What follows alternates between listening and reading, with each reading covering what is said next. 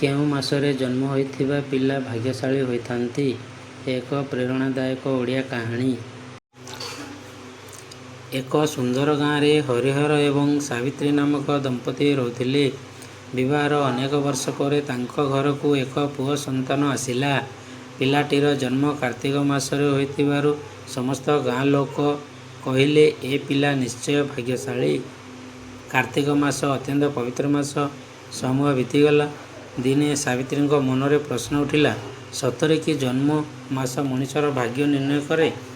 ସେ ଗାଁର ଜଣେ ବୃଦ୍ଧ ପଣ୍ଡିତଙ୍କ ପାଖକୁ ଯାଇ ଏହି ପ୍ରଶ୍ନ ପଚାରିଲେ। ପଣ୍ଡିତ ହସି କହିଲେ, ମା, ଶାସ୍ତ୍ରରେ କେତେକ ମାସକୁ ପବିତ୍ର ବୋଲି କୁହାଯାଇଛି।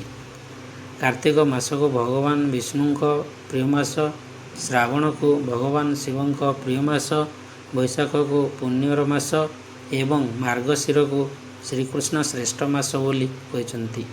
ସେହି କାରଣରୁ ଏହି ମାସଗୁଡ଼ିକରେ ଜନ୍ମ ହୋଇଥିବା ପିଲାମାନଙ୍କୁ ନେଇ ଅନେକ ଶୁଭବିଶ୍ୱାସ ରହିଛି।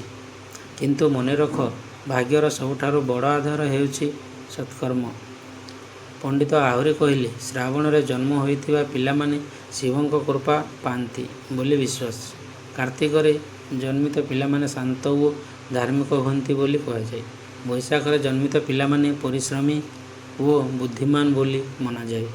ମାର୍ଗଶିରରେ ଜନ୍ମିତ ପିଲାମାନେ ସୌଭାଗ୍ୟଶାଳୀ ବୋଲି ଲୋକକଥା ରହିଛି। କିନ୍ତୁ ଯଦି କୌଣସି ପିଲା ଅଳସୁଆ, ଅସତ୍ୟବାଦୀ କିମ୍ବା ଅନ୍ୟାୟ କରେ, ତେବେ ତାଙ୍କ ଜନ୍ମ ମାସ ତାଙ୍କୁ ମହାନ କରିପାରିବ ନାହିଁ। ଏହି କଥା ସାବିତ୍ରୀଙ୍କ ମନକୁ ଛୁଇଁଗଲା।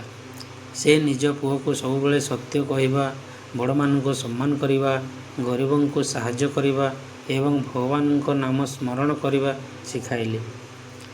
ବର୍ଷ ପରେ ପୁଅଟି ବଡ଼ ହେଲା।